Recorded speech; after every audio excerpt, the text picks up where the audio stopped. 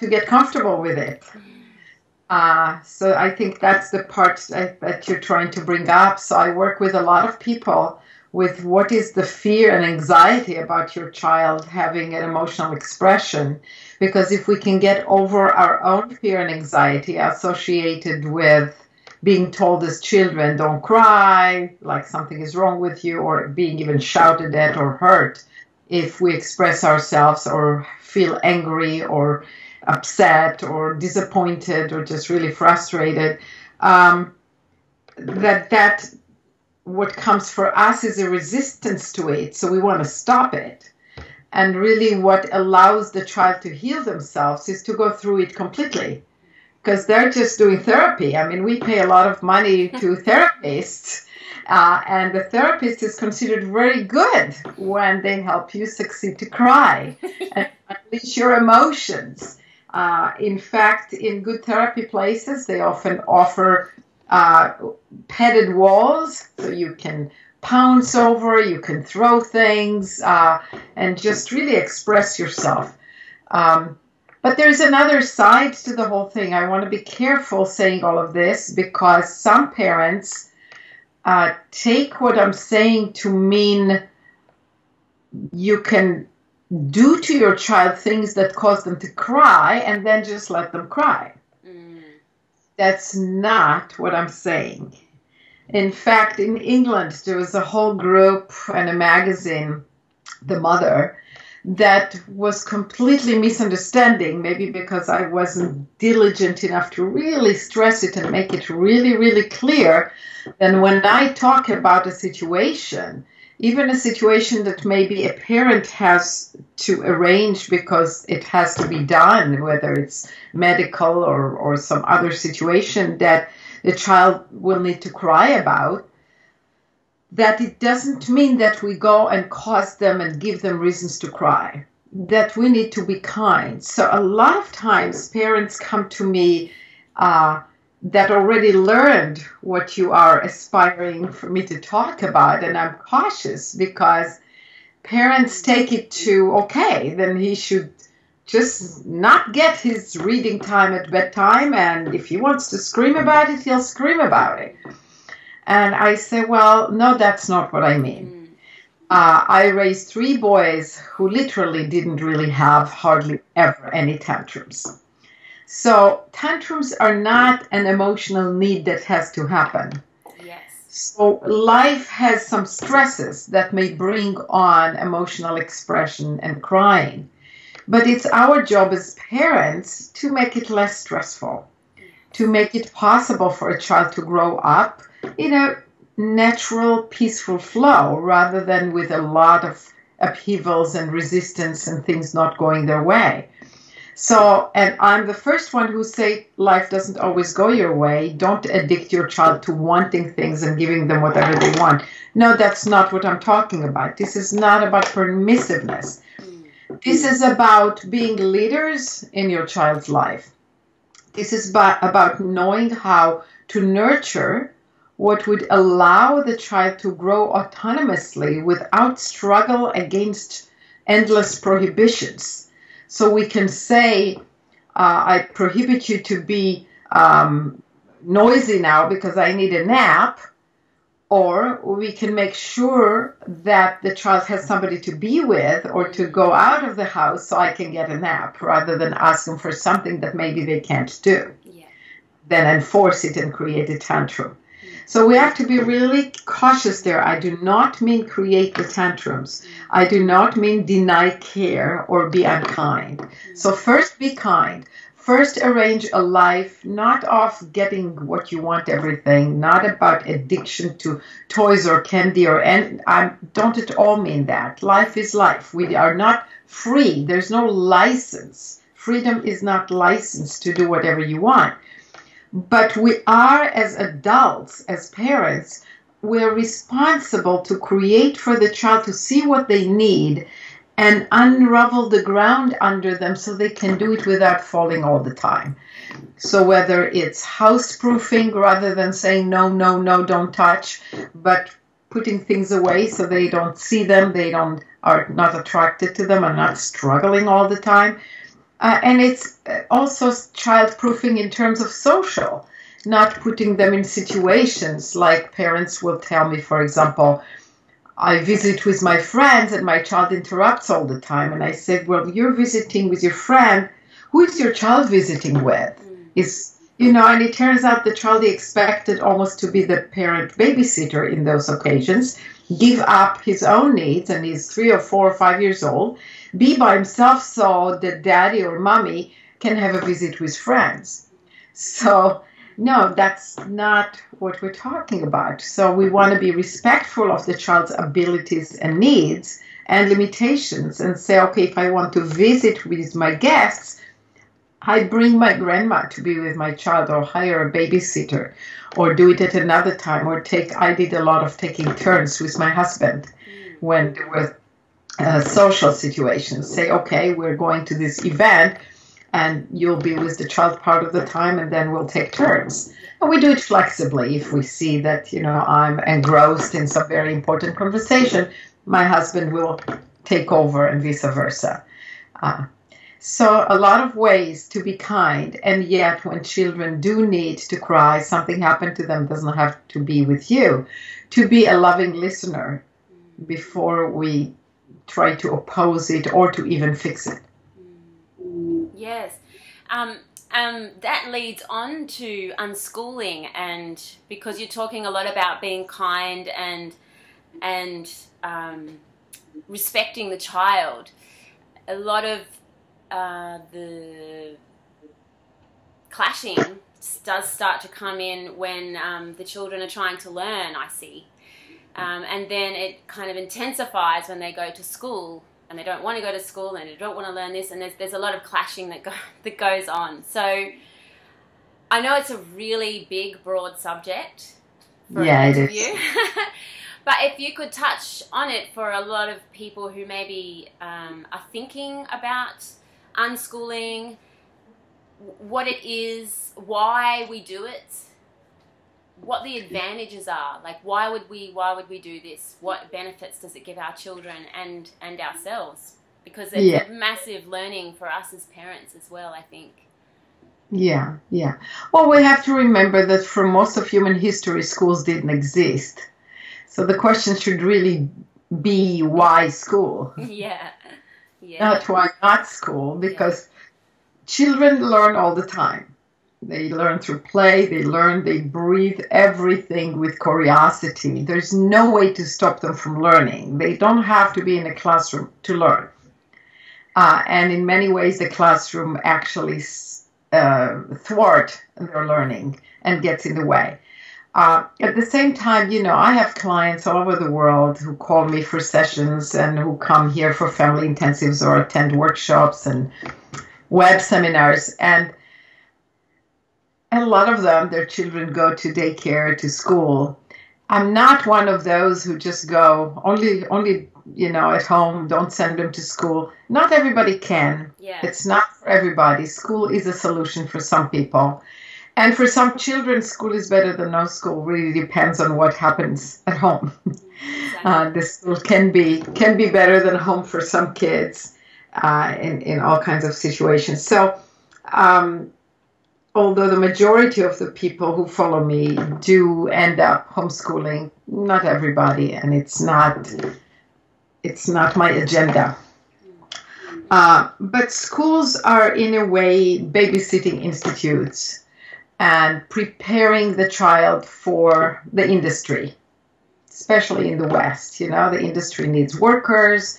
If we can train people to follow instructions, to be told what to do, to follow what somebody else tells them is right and wrong, to pass tests and to show up as expected, then they'll be good workers. So if you want if a parent wants their child to fit in that way, and if they're not the kind of parent who wants to and can kindly engage with the child in education, then finding a good school, maybe a private school if they can afford it, or just the best that they can have, without pressuring the child to be the best student, but just to get whatever they get out of it and support them, is fine. But optimally, there are lots of things that are so much better when we grow up free, because we can stay autonomous, we can stay self-reliant, we can become thinkers that are not being stuffed material into our heads. So to explain what is better in homeschooling than school, that'll be a whole book. So I'm not going to do all of it, but I'll give you a few examples. Socially, it's probably the biggest thing that people bring up, but what about the social? So I'm going to hit it on the head first. So what children learn in school in terms of social skill is abhorrent. That's antisocial. You know, putting children of the same age to be together with each other. They don't have the skill. They're all blind in the same spot. It's like putting the blind with the blind. So the result is skill that's no good. You know, hitting, conniving, envy. And then in the school, what's added to it is all kinds of things that make it even worse. Competitive attitude. Who is the best student? Grades. Impressing the teacher. So I hate the other child because they had the good answer and I didn't. Or I hope they have the wrong answer and the teacher will call on me and I will impress them. And so it becomes, you know, cliquey and gangy and who belongs to which little clique or class, the good students, the bad students, the teacher's pet, you know, the one who is all too good and everybody hates them. The dork, you know, and so on and so forth. So we're teaching the children class, hierarchy, envy, competition, and being with children of the same age, none have very mature solutions to any of this. So you're learning really bad social skills. Yeah. The good social skills are learned from socially competent people. Adults or older kids. I always say your child who is at home should play with somebody twice his age in the young years. And then when you're older, you play with somebody half your age or somebody older. And then we learn from each other. Then we feel, when we're the older one, we feel competent and learning and capable and caring and compassionate and, you know, paying attention to this 3 years old and being able to help them to stay content. While when you're the 3 or 4 and you're with an 8 or 9 years old, you learn competence because you're with somebody, and every young child should be with somebody who can take care of them. Because if it's somebody like them, both of them cannot take care of each other, then it's like putting them on the steering wheel and turning the car on.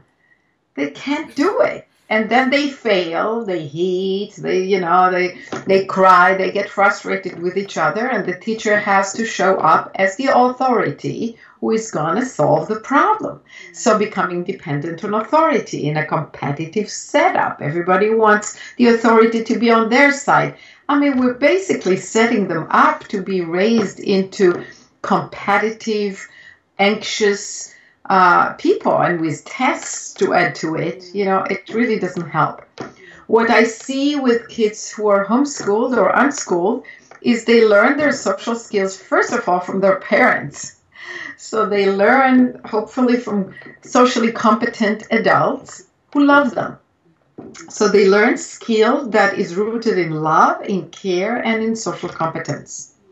And then they learn from how to behave adult to adult by seeing their parents dealing with the community. So even a baby, I say babies shouldn't play with each other. They should be in mommy's or daddy's arms, seeing older children or adults relate to each other.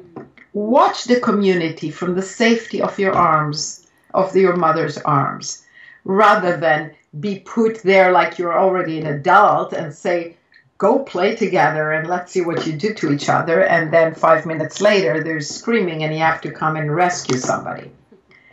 So that's not social skills. So that's really, really a big myth that social skills are learned at school. They're not. And I find again and again that kids who didn't go to school have by far better social skills. They're not afraid of adults. They can communicate. They don't lower their gaze when an adult comes. They don't see the adult as a scary authority in the negative sense. They respect people for who they are, for more knowledge or more experience that they have, and rely on them in that way with their wisdom. And they're not afraid of them. They're not somebody who has to come and interrupt their play because they're doing it wrong. Then there are lots of other things, because children need movement and they sit in classroom too long. They're being told what to learn and meanwhile lose time that they were going to learn something totally different that fits with their blueprint. Their timing of learning things is all wrong. Their span of attention is shortened by short classes with the bell ringing. Children on their own would do for hours the same thing. You can see it already in toddlers who will have you read the same story or the same page over and over again, more than you have the concentration to do. You know, but in school, we train them to interrupt and go and do something else constantly. So there is all the methods that don't fit them, all the subjects that don't interest them. So once in a while, some subject interest, but then a child should be able to do 10 hours a day of it in their own way. Then teaching them to read and everything exactly on specific time. Not every 6 years old is ready to read. And if he's not, he's going to end up with glasses, with dyslexia, with all kinds of supposedly learning disabilities. And there were no learning disabilities. You were just supposed to wait 3 years. You know, if you try to get your half-a-year-old to walk, does he have a walking disability because he can't? I mean, some babies can't walk at 1 yet. Yeah. Do they have a walking disability just because we're so hooked on at 1 they should walk? Not everyone walks at 1. Not everyone talks at 2. Einstein didn't talk till he was 4. You know, it's the same with reading. I know among homeschoolers, kids who don't learn to read until 13, 14, 15. Then they learn it in 1 week. And there's no difference between them and somebody who learned to read at age 4. Yeah. It's just, you know, they get there in a different place. And I shouldn't say that because comparison is sickening. Yeah. It doesn't matter if the one from age 4, you know, read better than the 15. It really doesn't matter. And we don't know. I actually recommend that they learn to read as late as possible, because it changes the brain and the brain misses what it can do only when it doesn't read. Because reading gets you into this visual thing. Your memory doesn't have to rely on itself. Now it's written, you know, the visual, the symbols. So a whole section of the brain that's very much into remembering stories, imagination, memory, sound, music, all that all of a sudden is a little dumped down by being hooked on all this visual capacity. And people are so proud when a child is an early reader or can do all these technical things on the technology. And I'm saying, I don't know necessarily that that's in the long term the best for their brain and for their emotional creativity and general development. So I can go on and on about but I think you have a lot more questions. That's so interesting, and that kind of ties in with something else I'd love to cover, because it was a real aha moment for me. Is I think you call it Teacheria, how we as adults can't help ourselves but to teach. It's like this involuntary thing that we can't help, and especially when you say that your child is homeschooled, it's like all of a sudden the adult feels like they need to explain everything to them. So could you just give a little explanation as to why we do that? Well, why, I don't know. It seems like we were indoctrinated this way, maybe because we were taught, and it's maybe emotional release, like your first question. Yes. To be the one, like an ego trip in a way. Yeah. I'll show you what I know kind of thing. Could be that it's some kind of a human nature. that's natural because we do have to guide children. They come into life and we do need to guide them. But with so much knowledge available today, I think we're going overboard. So all this information that we love to pass on, I did invent this idea calling it a disease called Teacheria. Just gets a lot of chuckles from people, and I find that chuckles is a good way to remember things. But yeah, I would say if you have that need to teach, it doesn't mean that the child needs your teaching. And I think the need to teach also goes together with just needing to talk. You know, it's like generally being in company of friends, a party, is a timeshare of who gets to talk. We all love to talk. And that's all right. But putting it on a child is not all right, because it actually gets in the way of who they are and them discovering things on their own. So it's really important that we hold back our teacheria, get together with friends, offer a class in something that we really have a lot of knowledge about, so that people who want to hear us, who paid to hear us or interview us or whatever, and we get, well, that's how I handle my teacheria, you know, that we have some way to relieve, to unleash, to take care of our need, and not do it on the back of the child because they don't need it. So how much they do need it is how much they ask. So if a child asks me, why is the butterfly on the flower? Not a 5 minutes biology lesson. Just the last step of it. You know, he's attracted to the color, or he's collecting the seeds. Then maybe the next question comes, what for? Or what does he do with the seeds? Why does he like the color? Answer one question. Be kind and respectful. It's true for adults too. You know, when we get talkative, it's because somebody asks us one question and we open the gate and let the flood. You know? Yeah. And I'm famous for doing that. So. We all are. And also another school related topic is praise and validation. When that's okay and when that's maybe not using it, like maybe using it as manipulation. The difference, because it seems our society is really, really into praise. And it was a really interesting time for me to see how I was using it for manipulation. I found that a really hard one to swallow because I did it a lot. So it was really interesting period of time for me, and still sometimes. Right. So I'm not going to give you a full answer on this one. It will take long. I have an article. It's really 3 articles, a series that explains it very well. I have an hour-and-a-half CD in the set of CDs called Trusting Our Children, Trusting Ourselves. Highly recommend them. Yeah, thank you. Anyway, that hour-and-a-half tells why not to praise really thoroughly.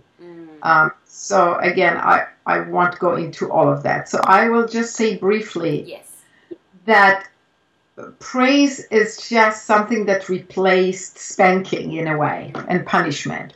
We thought if we're nice parents and we're not hurting our children physically or by punishment or time out, what can we do instead? There is always this yearning to do something instead, and people were just not ready to realize there is no instead, just don't do it. Children are fine, and they can grow up well when they are respected and connected.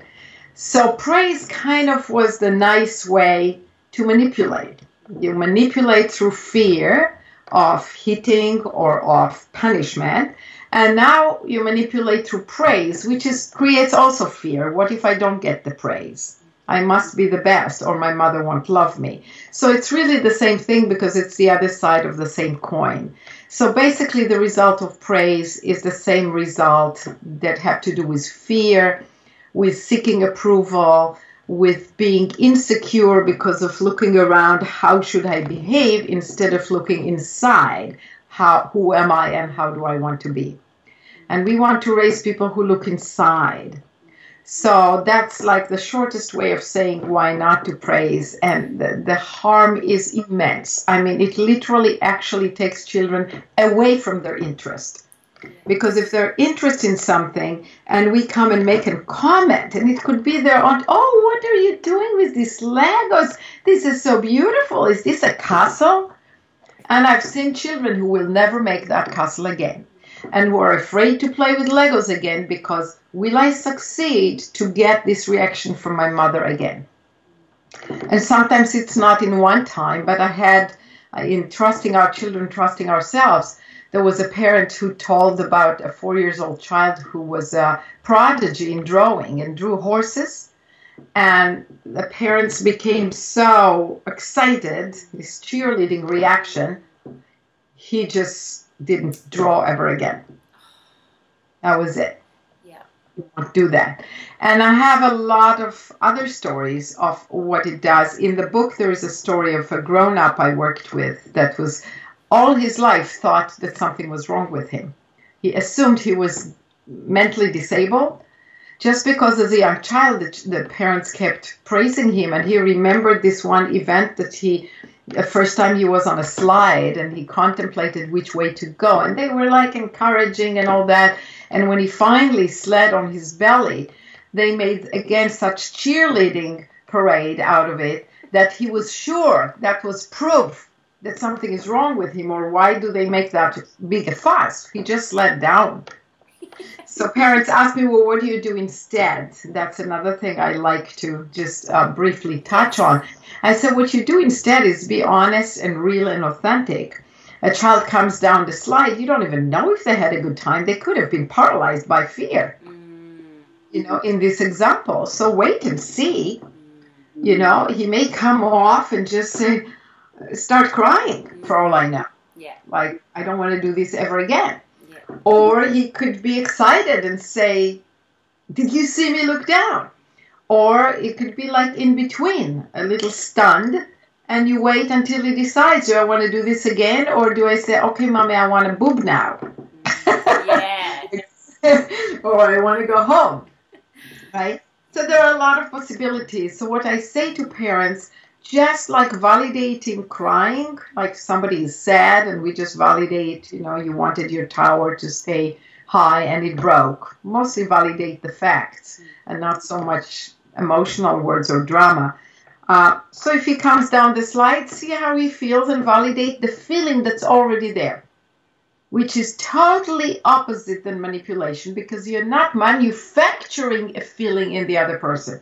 You know how patronizing and insulting it is? We go around trying to, move the levers in the brain of another human being. Manufacture what they would feel. I'll say this, so he would feel that.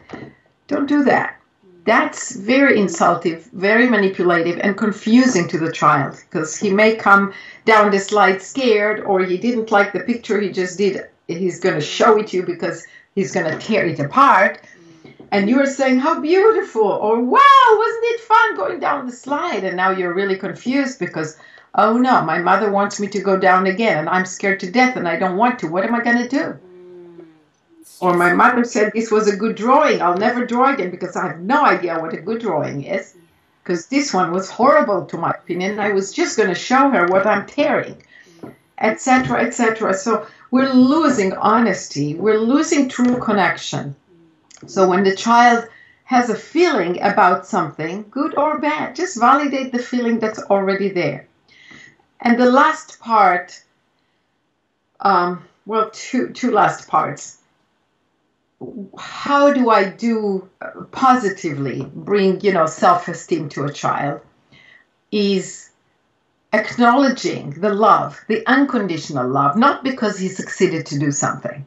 Not because he served you, not because he helped, not because he drew a picture, but because of nothing. I love you because I love you, because it's a privilege to be with you, and that's it. And to do that in neutral times. You take a walk in the forest, you sit with your child and read them a book. I just love sitting with you and hugging you and reading the book. It's the best part of my day. and you give them a kiss and a hug unconditionally. And then if they hit their brother, that's the time they need love the most. That's the time, that's another whole subject. Yeah. It's that you endorse hitting, but you can understand why it happened, like what's going on for the child who did the hitting, how frustrated he must have been. Like when you lose it and you yell, that's in the same domain as your child lose it and hits. He doesn't have enough words. And you want to stop the hitting, but you want to give a very loving message. You know, I understand this was really hard for you to spend so much time with your brother. Let's separate you. Tell me more about how you feel when your brother is too much for you.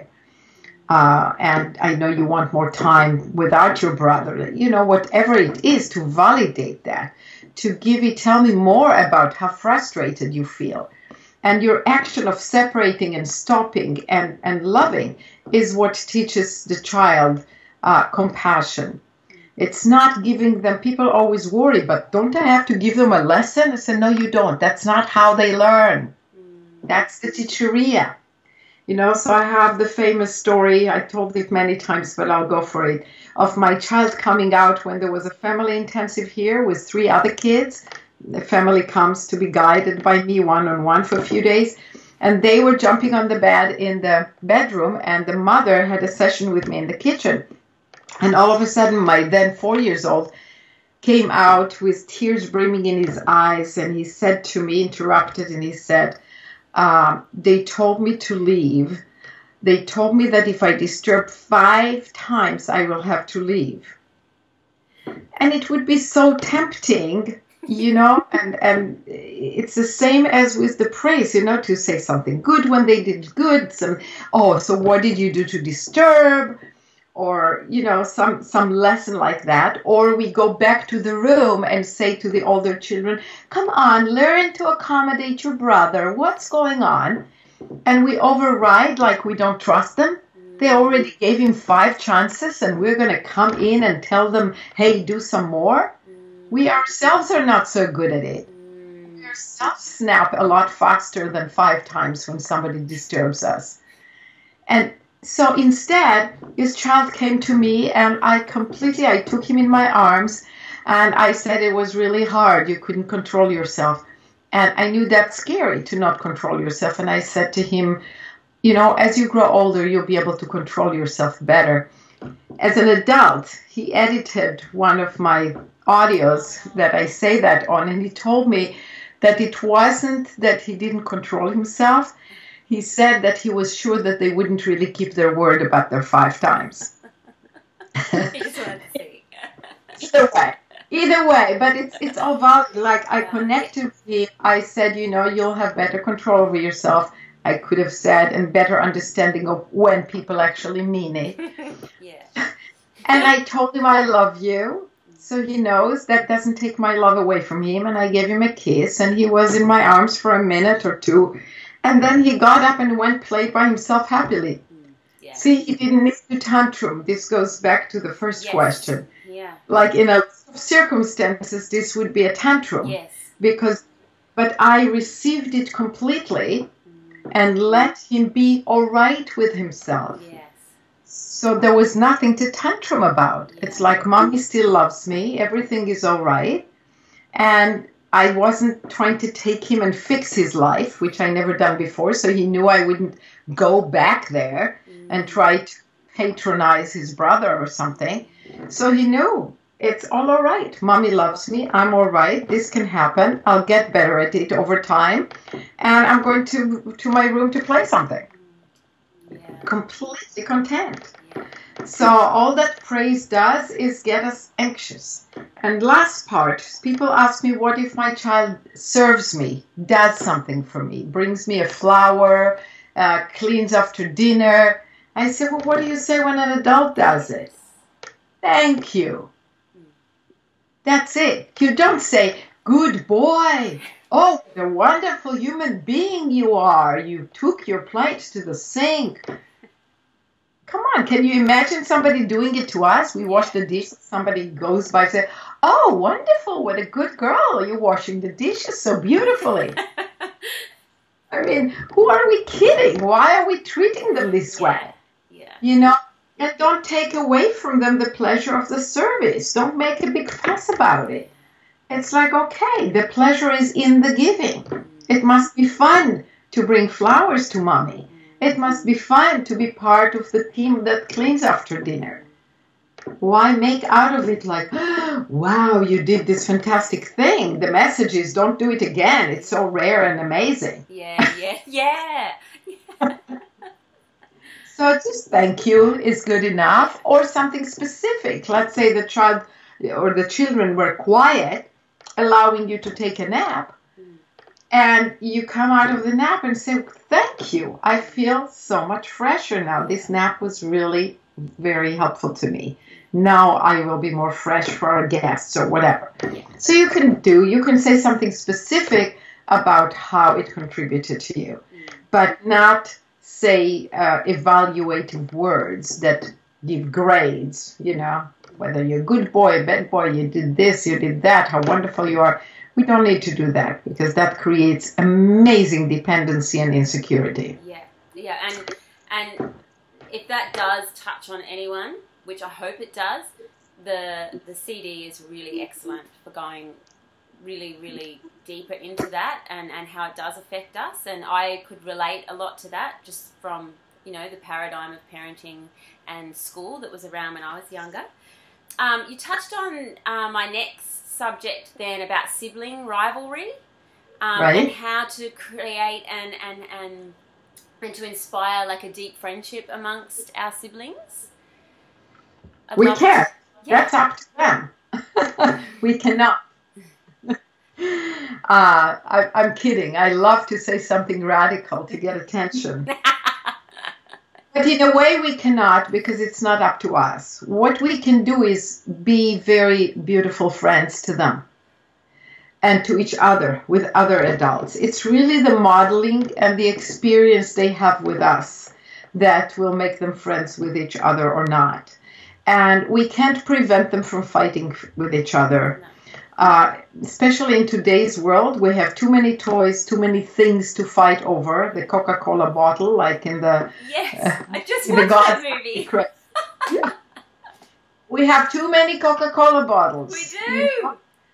When children are outdoors, they generally don't fight. There is enough stones and sticks and sand and trees and bushes for everyone.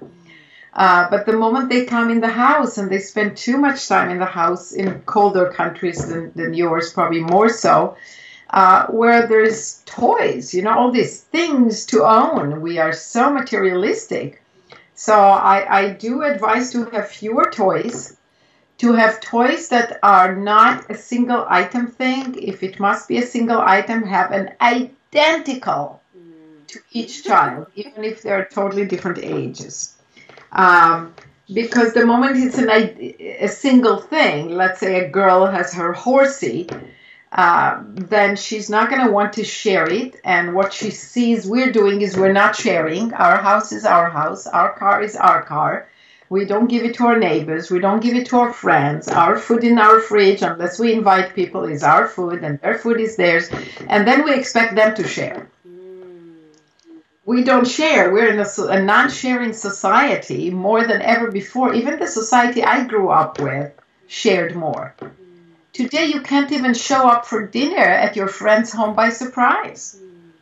You have to call. You have to arrange it. It's theirs. You have to make sure it's good for their time and your time. And, you know, my space, my land, a fence. We are crazy. Yeah. So children, if you give them a lot of toys that are single items, you know, if she has this pink horsey, have her sister or brother have the same pink horsey, or they'll be fighting. Yeah. They can't handle it. Instead, I suggest get blocks.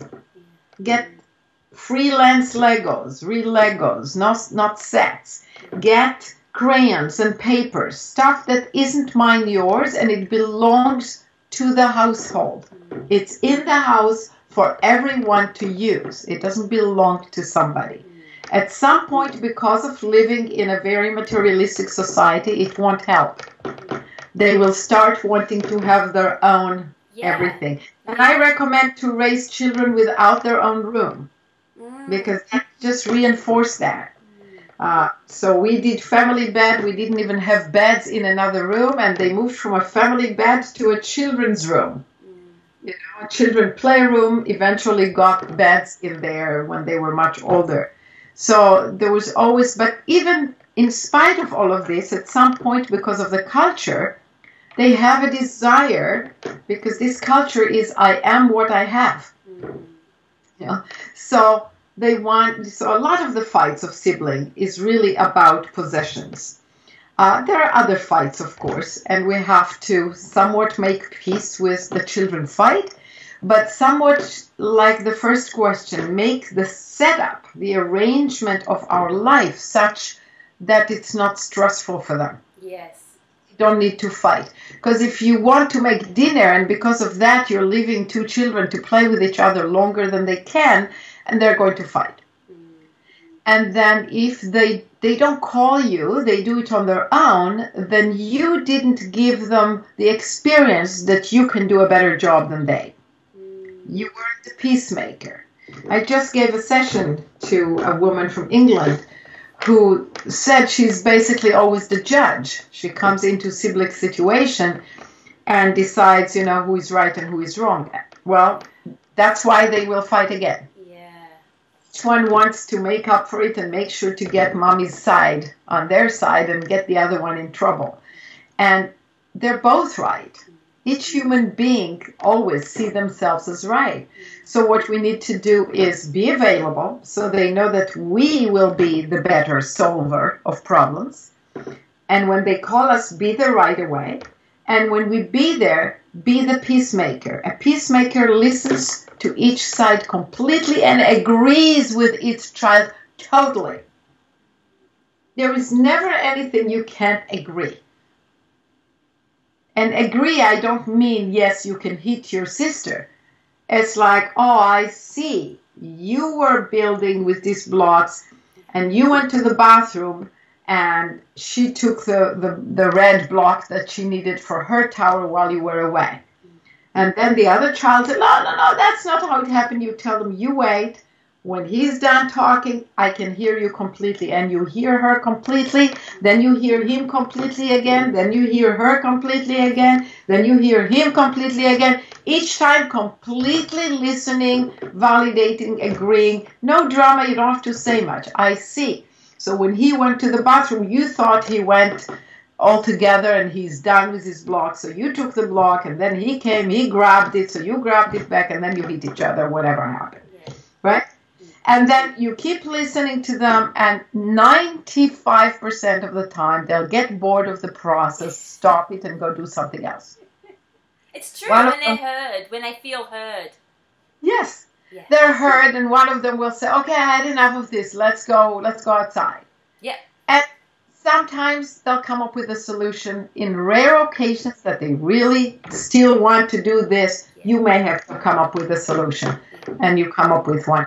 Either way, you're a loving listener, a solution finder, not a judge. A home is not a courthouse. A home is a place of love and connection. And that's the difference. Your job is to be the peacemaker. Don't learn from our politicians. They're a terrible model. Well, this is it, isn't it? It's that's why I'm, it's so wonderful to have people like you to inspire us, because it is a new way of being. Well, it's a new old way of being, to not judge and to just be with all this stuff that can sometimes feel uncomfortable. But I can attest to what you're saying. It totally does. Yeah, they once they're heard, they're ready to move on. Same with when they're hurt, if they really hurt themselves. If you're just present with them, no drama. They just want to tell you that, oh, I hurt my knee. Oh. And then they're like, okay, and off they go. Yeah. Exactly. Yeah. And if solutions are needed, you're the adult. Yeah. But you have to be there. You have to drop the food making, turn off the fire, hang the phone, say, I'm sorry, I have to run, hang the phone, and go and be there quick enough so they know, first of all, if I call mommy, she'll come. And second, if she comes, it's not adding artillery to the war. If she comes, it's going to be peace. And I'm going to get my need met. Yes. And each child should feel, I will get my need met. Okay. Because the need is to be heard. Yes. The actual thing is usually no big deal. Yes. Or can be solved easily. Yeah. And a lot of fights is because the adults are being righteous. You know, another example is I remember one of my children coming over to me, a toddler, or 2 or 3 years old, saying my brother won't give me more paper. Later I learned that he was just making one line on each paper and just using the pile they were all drawing. But, you know, so typically a lot of parents will go and say, but they need to learn justice and kindness, or he needs to learn to use the paper better, whatever. And they go back to the room to give some lessons and to be judges. What do you think I did? I just gave him a pile of papers. Yeah. Be the solution, you know. So I always say to parents, do the last step of the chain of events. Don't go back to find who is wrong. That's not your job. The last step is I have a 3 years old that was right here, cute child standing here saying my brother won't give me more papers to draw. Okay, here is paper. Mwah. Bye. Yeah. And he goes back and never heard from them again. Yeah. It's you're running too some web classes and workshops at the moment, I saw, that look really amazing, so good.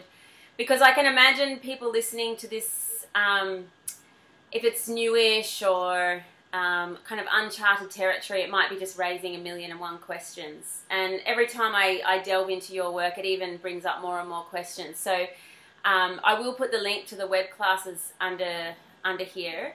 I was looking at the subjects, and the first one really caught my eye because I haven't heard you talk about this, and I know we're running out of time, so I'd love to just touch on it quickly about the bullies and victims. And the first 2 little lines were how we teach victimhood and how to teach inner peace, and how to help children respond powerfully to manipulative antics, threats and put-downs. So I'll definitely be doing that one because I would love to hear what you've got to say on that, because it's a subject I haven't heard you talk on that, and it's a subject that would be really, really prevalent. A lot of people are talking about bullying. I mean, I haven't really experienced it yet with my children, but I hear it a lot. Yeah, so it's too big to do it now if you have a time limit. Yeah. But the first class, the November 1st class, was all about that. Yes. Oh, so it's been on. Okay, great. And is a recording. Yes, so we can still do that. There'll be a recording, yeah. But the thing in general to know is that victimhood is something we teach our children. We teach a poor me attitude. Oh, no, look at what happened to you. Oh, no, he wasn't nice. That wasn't nice that he did it to you. Let's go and fix it. It's the same thing that I just gave you the example of my child being told to leave the room. You know, a parent that would take him back and try to make his brothers keep him there again, that child would become a victim psychology person. Oh, if I'm a victim and I'm hurt by somebody and then I go and complain to some authority, then I'm entitled. Then I will have a payoff. So that was a very good example of exactly that, which I didn't do. So what I modeled, not to create. But the bully is really the result of the victim, not the other way around. Defense is really how we create struggle, when we defend our position. If your husband says to you, it doesn't have to be with children. If your husband says to you, something you did wrong, I don't know, can't think of anything. You forgot to take the garbage out and it's all floating. And you say back, well, it was your turn and I can't do everything. You just started a war. He didn't start a war. You can say that was bully of him to say that. He just said that. And when you say, oh, yeah, it is very full. I wasn't thinking of that. he's more likely to think, gee, I didn't think of that either, and I could have done it, right?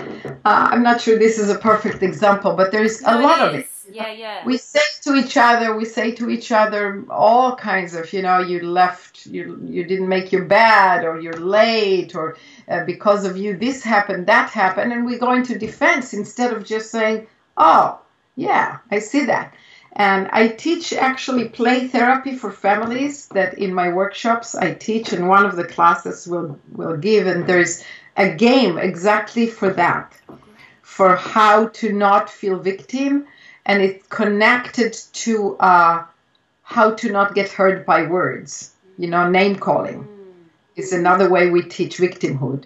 Oh, don't call her that, don't tell her she's stupid. That teaches the child that being called stupid is like being hit with a sword, and instead I teach a child to not be hurt by it, not denying their feelings, just looking, because if I already taught them to be hurt by it, they're not hurt by it by their nature.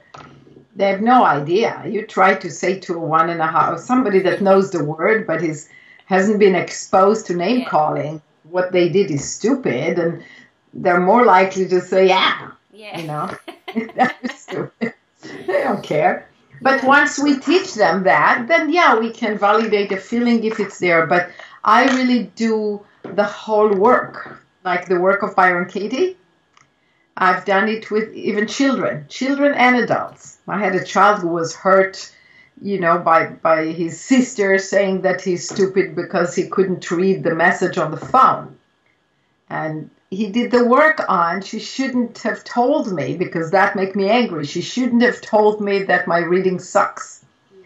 And I went with the child through this whole process, and he got excited. He got so excited about making more mistakes and having his sister call him names, because next time he won't be hurt by it, the opposite.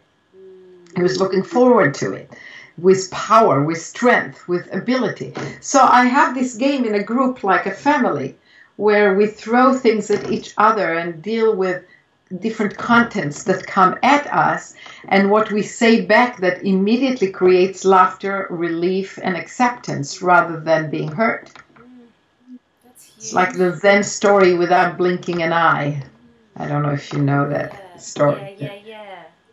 That's really big. And what I love about this work is that, this is how we change the world. This is how it's such a beautiful way to learn how to be in society in a peaceful way. Yes, it's like a little microcosm of the big issue. The family is the beginning of war or peace. Yeah, it's in the family. It starts in the playroom. Yeah. Look at our governments. It's like bad kindergarten. Yeah, it is. Yeah. These people grew up in homes where somebody constantly, who is right, who is wrong, who should be beat up next, and that's what they do. That's why it's so infantile. But those are such great skills to learn, how to handle name calling and even just things like the garbage, even little things like that. I mean, it can be little, but that can start a 3-day argument, so it's absolutely amazing. And so the web classes, do you want to just say a little bit about that so that people understand what it is and how they can... In November, it turned out to be every week. The intention is every other week, all the way till the middle of May. I think the last class is 9th of May. 2 of the classes are 4 hours a workshop, one of which already happened last weekend on Saturday, the 8th of November. And the recordings can be bought for the same price as attending the class. There is a website that questions can be collected and voted on in advance for each class. So each participant can put questions on. Some of them, if those that get the most votes get to talk to me, it's on the web, so they can show up on the screen if they have a video camera, or I at least hear their voice. So I present the material first, and then we have 2 kinds of classes. One is called Classic, which is this normal thing. I talk for 45 minutes or an hour, and then I answer as many of the questions that people asked as possible. And then there is the deep class, where we take usually a similar theme or the same theme that we worked on in the class and do some individual deep work, which is valuable to everybody. So again, we vote on who is going to do the work, and a few people, like tomorrow.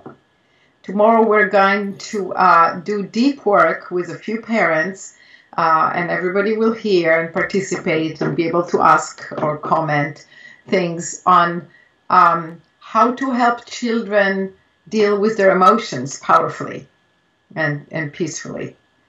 And be at peace with their own emotions. Be at peace with their own crying, upset, or whatever it is.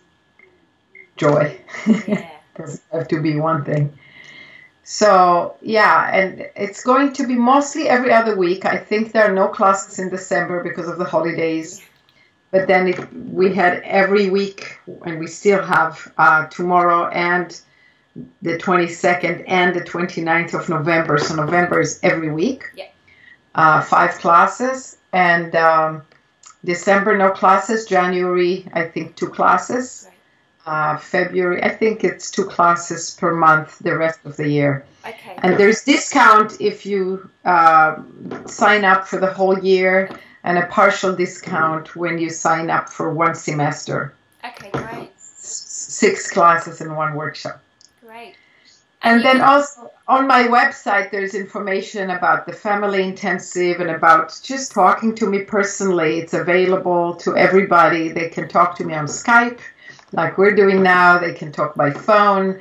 They can even do it by email. It's just not as fast. It costs the same.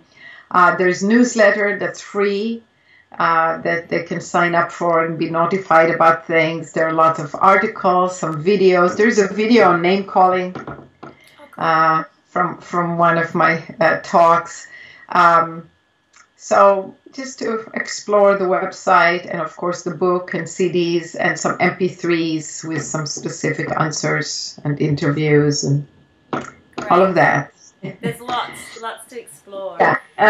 And then every now and then I travel to Europe or Australia and do something live. But yes, we were blessed. I try as much as possible on the internet. I love great, yeah.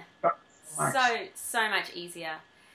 There's a question that I ask everyone that I'm interviewing. I'm compiling it into a separate video, which is what would be your ideal vision for educating our youth? You mean an education system for everybody? It doesn't have to be. Just your vision of the perfect way that our children would learn. I can't know. Each human being is so different. Beautiful. Right? Yes.